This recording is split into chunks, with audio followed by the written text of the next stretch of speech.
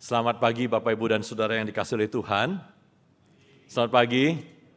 Shalom. Saudara, senang sekali hari ini boleh hadir dan beribadah bersama dengan saudara dan melayani Tuhan. Hari ini saudara, kita akan merenungkan sebuah tema yang diberikan untuk kita renungkan bersama, Renewal of Faith. Kita akan membuka bersama-sama firman Tuhan di dalam Roma pasal yang ke-8 ayat yang ke-31 hingga 39. Mari kita buka bersama-sama. Roma pasal yang ke-8 ayat yang ke-31 hingga ayat yang ke-39. Kalau sudah menemukan, saya akan membacakannya dari terjemahan baru yang kedua. Roma 8, 31 hingga 39, demikian firman Tuhan. Sebab itu apa yang akan kita katakan tentang semuanya itu? Jika Allah di pihak kita, siapakah yang akan melawan kita?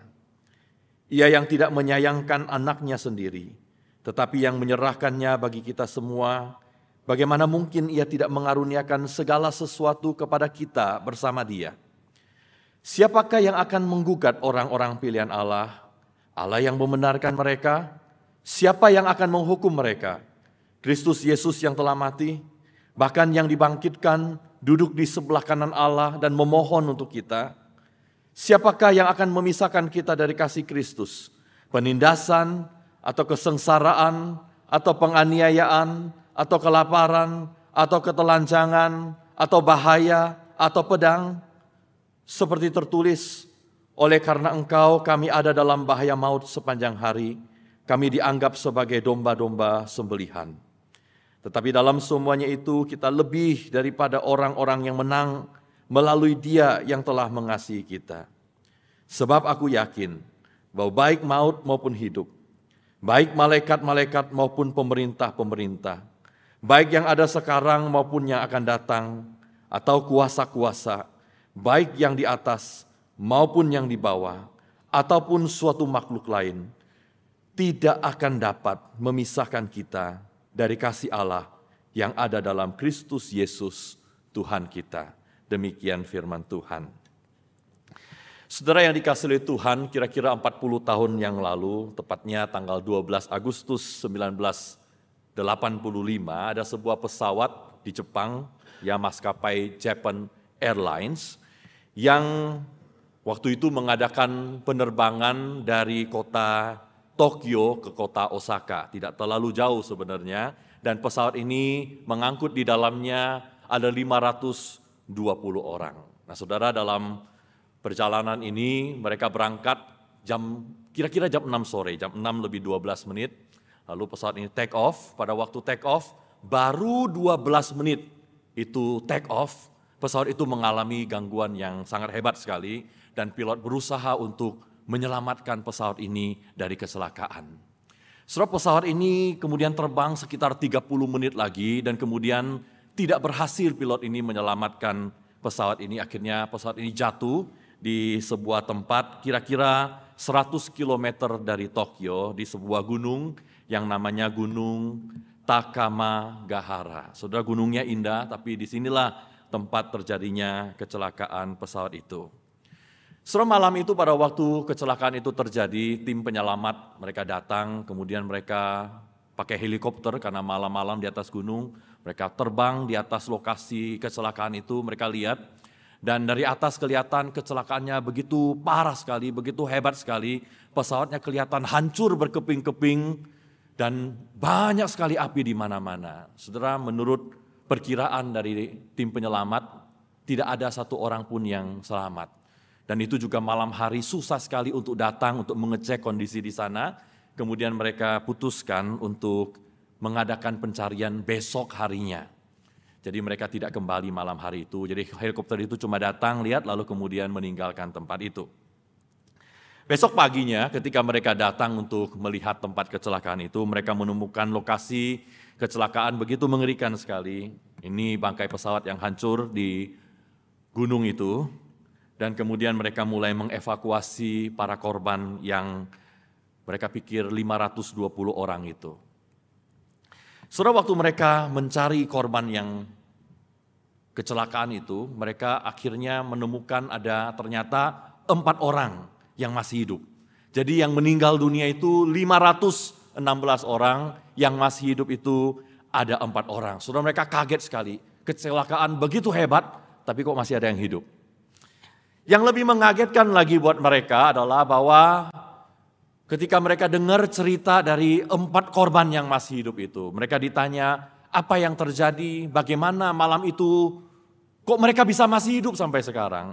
Nah saudara, mereka bercerita bahwa malam itu pada waktu terjadi kecelakaan, waktu pesawat itu hancur di bawah, masih banyak sebenarnya orang yang masih hidup pada malam hari itu. Mereka mendengar ada banyak orang yang teriak-teriak malam hari itu meminta pertolongan. Dan teriakan itu makin keras pada waktu mereka lihat ada helikopter yang datang mengelilingi tempat itu. Mereka yakin sekali bahwa regu penyelamat akan datang untuk menyelamatkan mereka. Mereka teriak dengan begitu kencang, minta tolong supaya ada orang yang bisa menyelamatkan mereka. Tapi betapa kagetnya dan kecewanya mereka pada waktu lihat pesawat atau helikopter itu meninggalkan tempat itu dan tidak kembali lagi. Sudah teriakan mereka minta tolong, teriakan kesakitan mereka yang tadinya rame-rame itu, yang tadinya kenceng itu, lama-lama suaranya makin kecil, saudara-saudara. Mereka bercerita suara itu makin lama, bukan hanya volumenya makin kecil, tapi orang yang teriak makin lama makin sedikit. Dan sepanjang malam hari itu, satu persatu korban yang masih hidup itu kemudian meninggal dunia, tersisa 4 orang itu tadi. Saya membayangkan bagaimana perasaan orang yang malam hari itu mengalami kesakitan, mengalami penderitaan begitu berat itu. Waktu lihat pesawat itu atau helikopter itu lewat, mereka berpikir ada harapan. Mereka yakin sekali mungkin dalam hatinya mereka tidak akan mati malam itu, tetapi akan ada orang yang menolong mereka. Tetapi saya bayangkan mungkin mereka mati di dalam kekecewaan, dalam keputusasaan karena walaupun mereka sudah berharap, sudah berteriak-teriak, tapi ternyata tidak ada bantuan dan keselamatan yang datang. Harapan mereka, kepercayaan mereka itu adalah kepercayaan yang sia-sia. Saudara, saya membayangkan kita ini hidup sebagai manusia di dalam dunia ini juga mungkin pernah mengalami seperti itu. Kita ini hidup dalam dunia ini, semakin panjang kita hidup, semakin banyak kesusahan, semakin banyak penderitaan yang kita alami.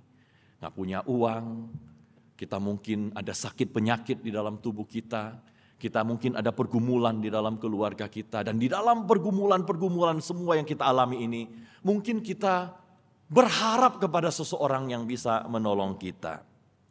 Atau kita sebagai anak Tuhan, kita tahu kita mesti berharapnya kepada Tuhan, sebab Tuhan itu baik kepada kita.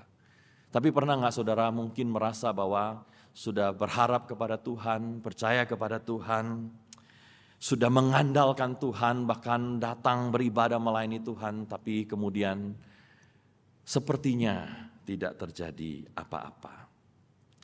Dan di dalam persoalan-persoalan yang kita hadapi ini, kita seringkali mulai berefleksi, mulai berpikir, siapa sebenarnya yang bisa menolong kita? Atau sebagai orang yang percaya kepada Tuhan, anak-anak Tuhan, kita mulai bertanya, Allah seperti apa yang kita percayai ini di dalam segala pergumulan kehidupan kita.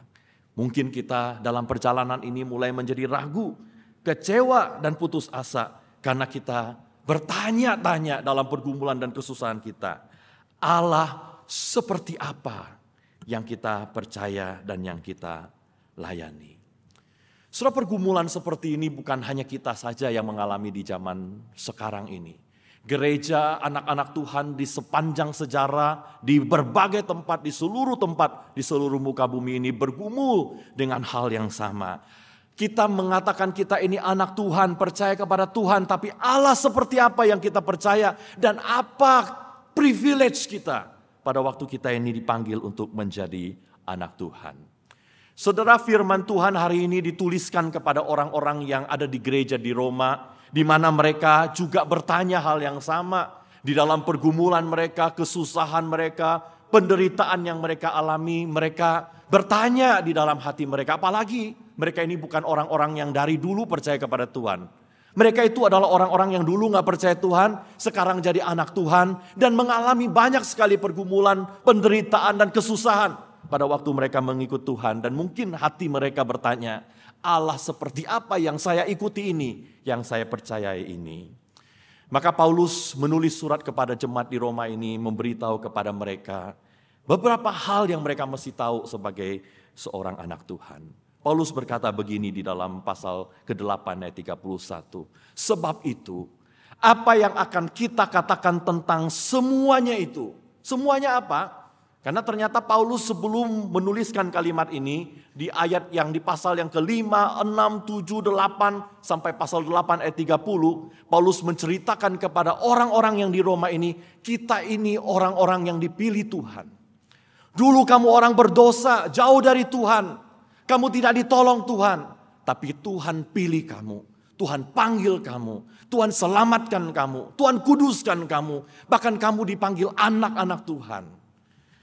Lalu Paulus berkata, sebab itu apa yang akan kita katakan tentang semuanya itu, bahwa kita ini sebagai anak-anak yang dipilih Tuhan untuk diselamatkan oleh Tuhan. Lalu Paulus mengatakan, kalau Allah ada di pihak kita, siapakah yang akan melawan kita? Saudara, apa artinya semua yang dikatakan Paulus tadi bahwa kita ini adalah orang yang dipilih Tuhan? Artinya adalah kita ini adalah orang-orang yang di pihak kita ini punya Allah. Allah itu bersama dengan kita. Allah itu berdiri bersama dengan kita, berjalan bersama dengan kita. Siapakah yang akan melawan kita? Saudara, kalau kita ini disebut anak-anak Allah, apa privilege-nya kita? Yaitu bahwa kita ini punya Allah yang ada di pihak kita. Oleh sebab itu dengan berbagai macam pergumulan yang kita alami, kita punya Tuhan yang bersama dengan kita. Saudara, ini menghibur sekali orang-orang yang ada di Roma itu karena mereka punya banyak sekali pergumulan. Pergumulan mereka setidak-tidaknya ada 3, saudara. Yang pertama, mereka orang-orang yang berkekurangan. Banyak dari antara mereka yang untuk kehidupan sehari-hari mereka nggak punya apa-apa. Sehingga mereka itu perlu pertolongan supaya mereka bisa hidup dengan baik. Mereka bukan hanya butuh pertolongan dalam kehidupan sehari-hari. Mereka juga adalah orang-orang yang dulunya bukan orang-orang yang percaya kepada Tuhan, sekarang percaya kepada Tuhan. Sehingga dulu itu banyak melakukan dosa. Banyak melakukan kesalahan yang tidak berkenan kepada Tuhan. Sehingga kesalahan-kesalahan mereka menghantui hidup mereka. Sudah mereka bergumul dengan dosa-dosa dan masa lalu mereka. Bukan hanya mereka bergumul dengan kekurangan mereka. Bukan hanya mereka bergumul dengan dosa-dosa dan masa lalu mereka. Mereka juga bergumul dengan penganiayaan dan kesusahan. Sudahlah miskin. Sudahlah banyak dosa yang dia lakukan. Tapi juga waktu jadi percaya kepada Tuhan masih dianiaya, masih banyak penganiayaan yang mereka alami. Kepada orang-orang seperti itu, Paulus mengajar kepada mereka Allah seperti apa yang kita percaya sebagai anak-anak Tuhan.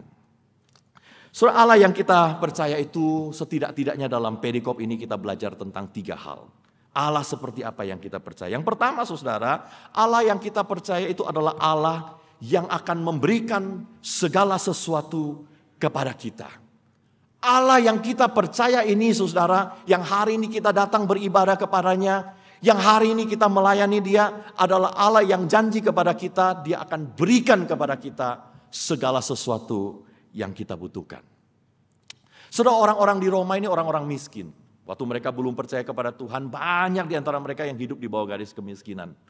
Lalu mereka percaya kepada Tuhan, mereka meminta tolong sama Tuhan supaya Tuhan memberkati hidup mereka. Ada juga orang-orang kaya sebenarnya ya yang percaya kepada Tuhan, tapi mereka ini karena kaya tapi percaya Tuhan, lalu kemudian hidupnya jadi lebih susah.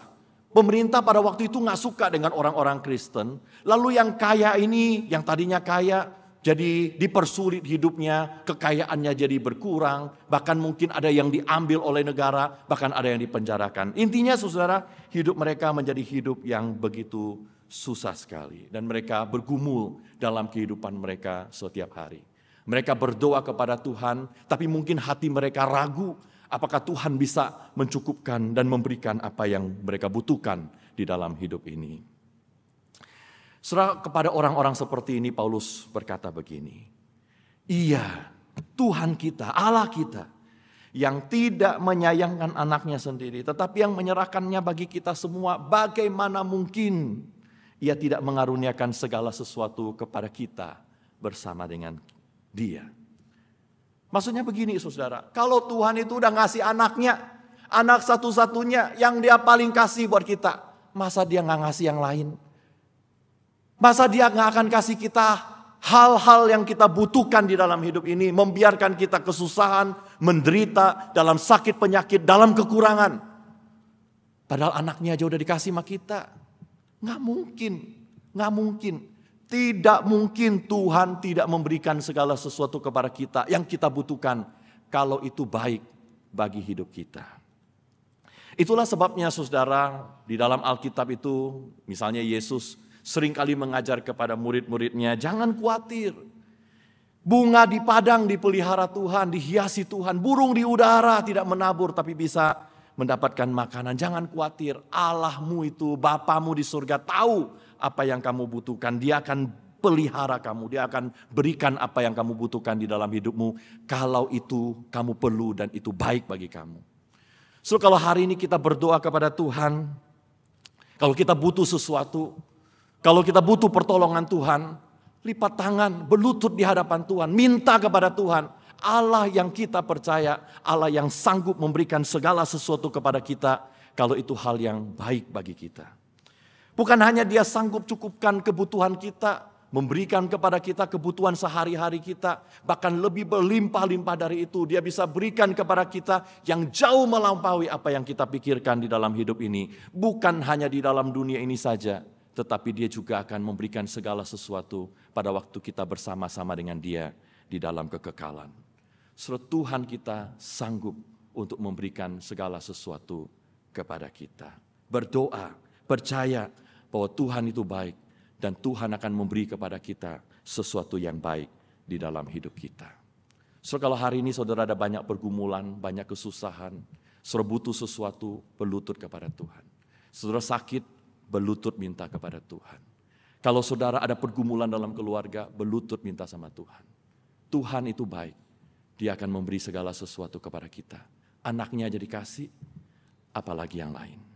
Yang pertama, Allah itu akan memberi segala sesuatu kepada kita. Allah yang kita percaya bukan hanya memberi segala sesuatu kepada kita, tapi Allah yang kita percaya juga Allah yang tidak akan menghukum kita. Saudara, orang-orang yang tadi di Roma itu adalah orang-orang yang dulu gak percaya Tuhan. Kalau orang gak percaya Tuhan, itu hidupnya itu tidak sesuai dengan kehendak Tuhan. Mungkin mereka waktu belum kenal Tuhan hidupnya mabuk-mabukan, pesta pora, melakukan berbagai macam kejahatan, dosa yang tidak berkenan kepada Tuhan. Jangankan orang yang gak percaya kepada Tuhan ya. Anak Tuhan dari kecil saja seringkali hidupnya bisa tidak melakukan apa yang Tuhan mau. Sehingga hidup mereka ini, orang-orang yang di Roma ini, anak-anak Tuhan di gereja Roma itu, banyak di antara mereka yang dihantui oleh perasaan bersalah. Dikejar-kejar oleh perasaan bersalah, tidak layak, akan dihukum dan lain sebagainya. Orang-orang seperti ini saudara di dalam hidupnya, walaupun anak Tuhan ditanya, percaya gak akan masuk surga? Mudah-mudahan. Ya, saudara pernah gak merasa begitu? Kalau hari ini mati, masuk surga gak? Gak tahu juga. Ya. Padahal sudah rajin beribadah, rajin melayani Tuhan. Tapi dalam hati masih merasa dikejar-kejar oleh perasaan bersalah. Karena kita tahu kita berdosa. Seorang itu tidak yakin masuk surga bukan karena dia merasa kurang banyak berbuat baik. Orang tidak yakin masuk surga bukan karena merasa kurang melayani Tuhan. Orang tidak yakin masuk surga biasanya karena dalam hati paling dalam dia tahu betapa rusak, bobrok, penuh dosa di dalam hatinya. Sehingga nggak mungkin bisa masuk ke dalam surga. Tapi saudara, kepada orang-orang seperti ini, Paulus menuliskan surat ini, firman Tuhan berkata begini. Siapakah yang akan menggugat orang-orang pilihan Allah? Allah yang membenarkan mereka. Apakah Allah yang membenarkan mereka akan menggugat mereka? Tidak. Siapakah yang akan menghukum mereka? Kristus Yesus yang telah mati, bahkan yang dibangkitkan, duduk di sebelah kanan Allah dan memohon untuk kita. Tidak. Kalau kita sebut diri kita orang-orang pilihan Tuhan, kalau kita tahu kita dipilih Tuhan, kalau kita tahu kita orang-orang yang dibenarkan oleh Tuhan, Kalau kita tahu Kristus mati buat kita di atas kayu salib, dibangkitkan dan sekarang duduk di atas di sebelah kanan Bapa di surga, dia memohon kepada Bapa untuk pengampunan dosa kita. Kalau kita itu punya Allah seperti itu, tidak mungkin Allah akan menghukum kita. Enggak peduli saudara dosa kita itu di masa lalu seperti apa bobroknya hidup kita. Kalau kita datang kepada Tuhan, memohon ampun kepada Tuhan, tidak ada penghukuman bagi mereka yang ada dalam Kristus Yesus. Saudara, kalau hari ini ada di antara kita, mungkin hidupnya enggak berkekurangan, tapi dalam hatinya merasa berdosa, bersalah, dikejar-kejar perasaan dari masa lalu yang membuat saudara merasa enggak layak untuk datang kepada Tuhan, untuk melayani Tuhan. Sudah datang kepada Tuhan, berlutut, minta ampun kepada Tuhan. Tidak ada penghukuman bagi orang yang datang kepada Tuhan. Kalau kita dipilih oleh Tuhan, dibenarkan Tuhan, Tuhan tidak akan menghukum kita. Dan bukan hanya itu saudara, bukan hanya Tuhan tidak akan menghukum kita, tapi orang-orang yang percaya kepada Tuhan ini juga orang-orang yang percaya kepada Allah. Yang nomor 3 ini saudara, Allah yang bersama dengan kita dalam keadaan yang paling buruk sekalipun dalam hidup kita. Dia bukan hanya mencukupkan kita pada waktu kita kekurangan. Dia bukan hanya mengampuni dosa kita dan tidak menghukum kita. Tapi pada waktu kita dalam keadaan yang paling buruk sekalipun, kasih Allah itu tidak pernah akan meninggalkan kehidupan kita. Seorang Roma itu kan hidupnya miskin, susah, dan lebih susah lagi kenapa? Karena mereka sebagai anak Tuhan dikejar-kejar, diburu oleh pemerintah, orang-orang yang tidak percaya kepada Tuhan, dan membuat hidup mereka menjadi susah. Di dalam penganiayaan itu, di dalam penderitaan yang mereka alami karena mengikut Kristus itu, mereka berkata, kami ini seperti domba-domba sembelihan ada di dalam bahaya maut setiap hari. Tapi dalam keadaan yang paling terpuruk seperti itu, di dalam keadaan yang paling buruk seperti itu, Paulus berkata begini kepada mereka, siapakah yang akan memisahkan kita dari kasih Kristus? Nggak ada. Penindasan atau kesengsaraan, atau penganiayaan, atau kelaparan, atau ketelanjangan, atau bahaya, atau pedang. Siapa yang dapat memisahkan kita dari kasih Kristus? Tidak ada saudara. Tidak ada satu hal pun di dalam dunia ini yang bisa membuat Kristus tidak mengasihi kita dan kita kehilangan Kristus di dalam hidup kita ini. Apalagi saudara, kalau kita mengalami setiap kesusahan dan penderitaan dan kesengsaraan, kelaparan dan bahaya ini karena kita mengikut Tuhan dan melayani Tuhan. Tuhan itu akan menyertai kita. Justru saudara, di dalam kelemahanlah kuasa Tuhan menjadi sempurna. Di dalam kelemahan kita, kesukaran kita, pergumulan kita, di sanalah kita akan melihat bahwa Tuhan itu memberi kekuatan kepada kita, kuasanya menjadi sempurna. Paulus pernah berkata, aku suka bermegah atas kelemahanku supaya kuasa Kristus turun atas aku. Dan bukan hanya dia bermegah dalam kelemahannya, dia juga pernah berkata begini, aku itu senang dan rela di dalam kelemahan, di dalam siksaan, di dalam kesukaran, dalam penganiayaan, kesengsaraan karena Kristus. Karena orang yang hidup di dalam kesusahan, kesengsaraan bersama dengan Kristus, mereka akan lihat kasih Tuhan yang besar, kuasa Tuhan yang besar, dan mereka dikuatkan. Dan orang-orang seperti ini, saudara, adalah orang yang akan melihat kemuliaan dari Tuhan. Saudara, mungkin saudara selama ini mengikut Tuhan tidak pernah melihat, mungkin ya ada yang tidak pernah melihat kasih Tuhan, kuasa Tuhan. Mungkin karena selama ini kita dalam perjalanan kita ini, kita selalu merasa kuat, selalu merasa hebat, dan tidak pernah mengalami kesusahan, penderitaan bersama-sama dengan Kristus. Tapi kalau kita hidup bersama dengan Kristus, ada kesusahan pun, ada penderitaan pun, kasih Tuhan itu tidak pernah akan tinggalkan kita. Jadi Allah seperti apa yang kita percaya saudara? Allah yang kita percaya adalah Allah yang memberikan segala sesuatu kepada kita. Bukan hanya memberi segala sesuatu, Dia Allah yang mengampuni kita dan tidak akan menghukum kita. Bukan hanya Dia Allah yang mengampuni dan tidak menghukum kita, Tapi dalam perjalanan hidup kita, apapun yang terjadi dalam hidup kita, walaupun susah, walaupun banyak bergumul, kasih-Nya itu tidak pernah akan meninggalkan kehidupan kita. So seringkali kita tahu semuanya itu, seringkali kita tahu Allah kita begitu baik, tapi yang menjadi persoalan adalah kita itu tidak menaruh iman kita, pengharapan kita kepada Tuhan. Kita cuma tahu Allah itu baik, tapi kita nggak yakin. Kita bukan hanya nggak yakin, tapi kita tidak mempercayakan hidup kita kepada Tuhan. Apa yang harus kita lakukan, saudara, dalam hidup ini supaya kita mengalami Allah yang seperti itu? Kita perlu, kalau dalam bahasa tema hari ini, a renewal of faith. Kita perlu membaharui iman kita. Iman yang tangan kita itu membawanya ke dalam tangan Allah. Mempercayakan hidup kita kepada Tuhan. Percaya bahwa apa yang kita taruh ke dalam tangan Tuhan, Tuhan akan pelihara sampai pada akhirnya. Menaruh iman kita kepada Tuhan. Yakin bahwa apapun yang terjadi, Tuhan yang akan memelihara kehidupan kita. Sehingga pada akhirnya saudara kita bisa berkata seperti Paulus, saudara, di dalam Roma 8:38-39. Paulus berkata begini, sebab aku yakin bahwa baik maut maupun hidup, mau mati maupun hidup katanya.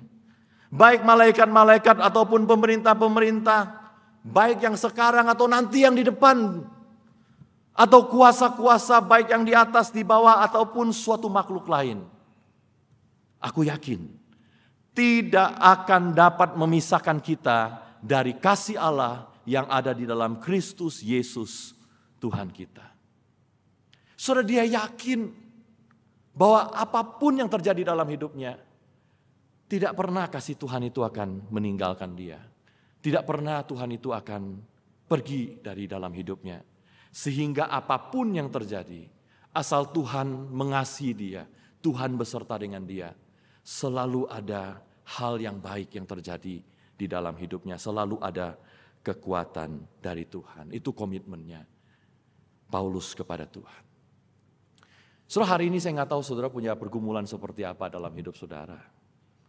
Mungkin saudara merasa putus asa dalam hidup saudara, melihat keadaan yang terjadi dalam keluarga saudara, dalam pekerjaan saudara, dalam pelayanan saudara, bahkan dalam diri saudara. Saudara merasa nggak ada harapan, putus asa.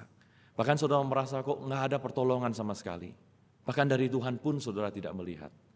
Tapi firman Tuhan hari ini berkata, orang yang dipilih Tuhan, yang jadi anak Tuhan, kalau dia taruh imannya kepada Tuhan, percaya kepada Tuhan, Tuhan akan pelihara hidupnya, Tuhan akan ampuni dia, dan Tuhan akan beserta dengan dia apapun yang terjadi di dalam hidupnya. Jadi kalau saudara hari ini ada sesuatu dalam hidup saudara yang mengganggu hidupmu, bawa kepada Tuhan. Renew your faith. Perbaharui imanmu. Bukan hanya tahu siapa itu Tuhan, tapi juga menaruh pengharapannya kepada Tuhan.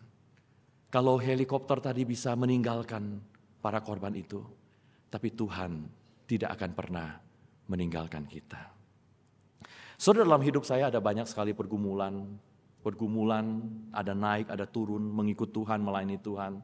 Tapi ada satu lagu yang selalu menghibur saya, dan lagu ini saudara, cerita di baliknya saya kira banyak orang tahu. Saya kemana-mana kalau khotbah tentang keyakinan kepada Tuhan, biasanya saya akan menyanyi lagu ini buat para jemaat. Saudara, kisah di balik cerita ini mungkin banyak dari antara saudara sudah tahu. Ceritanya saudara, satu hari itu ada seorang wanita yang sudah tua, buta, duduk di rumahnya yang sudah kumuh, saudara. Ini orang wanita buta, nggak terlalu banyak uang, sehingga rumahnya juga nggak tahu bagus. Nah saudara, hari itu dia duduk, dia bergumul dalam kesedihannya. Karena dia waktu itu butuh uang $5. Saudara, kira-kira 150 tahun yang lalu, $5 itu gede. Jadi dia nggak tahu bagaimana caranya. Kalau orang lain bisa kerja, dia nggak bisa kerja, matanya buta. Sehingga dia satu-satunya yang dia bisa adalah seperti sepanjang umur hidupnya adalah kalau dia butuh sesuatu, kalau dia butuh pertolongan, dia berlutut minta kepada Tuhan. Sewaktu dia butuh $5 itu dia berlutut, dia minta kepada Tuhan. Habis dia berdoa kepada Tuhan itu, dia dengar rumahnya ada yang ketok pintu. Waktu dia buka pintu itu, ada seorang pria kasih dia amplop, dan pria itu berkata, saya merasa Tuhan menggerakkan saya memberikan amplop ini kepada kamu. Saudara, pintu ditutup, saudara tahu amplop itu isinya $5. $5, persis seperti yang dia butuhkan. Saudara, wanita ini begitu terharu dalam hatinya. Memang dia gak punya banyak uang. Memang dia menderita seumur hidupnya, matanya buta. Memang dia mengalami banyak sekali kesengsaraan dalam hidupnya. Tapi dia bersyukur kepada Tuhan. Setiap kali dia berlutut dan berdoa kepada Tuhan, Tuhan memelihara dia. Dan Tuhan menjagai hidupnya. Itulah sebabnya dia tulis sebuah lagu yang judulnya All the Way My Savior Leads Me. Sepanjang jalan hidupku ada juru selamatku yang memimpin jalan hidupku. Yang diterjemahkan ke dalam bahasa Indonesia diberi judul Tuhan yang pimpin jalanku. Lagunya kayak gini. Tuhan yang pimpin jalanku, tiada yang kutakutkan. Rahmat-Nya sungguh melimpah, Dia mempedulikanku. Dalam imanku terhibur dan damai ku dapatkan. Apapun yang menimpaku, ada Tuhan sertaku. Apapun yang menimpaku, ada Tuhan sertaku. Saudara, lagu ini berkata, apapun yang menimpa hidup kita, mau kesusahan ekonomi, mau sakit penyakit, pergumulan apapun saudara dalam hidup kita, apapun yang menimpa kita, ada Tuhan yang serta kita. Kalau Tuhan yang pimpin jalan kita, tidak ada yang perlu kita takutkan. Karena Dia peduli kepada kita, kasih-Nya tidak akan tinggalkan kita. Saudara, hari ini apapun pergumulan saudara, minta Tuhan untuk pimpin jalan hidup kita. Minta Tuhan berjalan bersama dengan kita. Kalau kita ini anak Tuhan, serahkan hidup kepada Tuhan. Kita itu disertai oleh Tuhan. Sehingga apapun saudara yang menimpa hidup kita, ada Tuhan yang beserta dengan kita. Kita cuma perlu taruh ke dalam tangan Tuhan. Taruh hidup kita, taruh pergumulan kita. Dia yang akan menyertai hidup kita.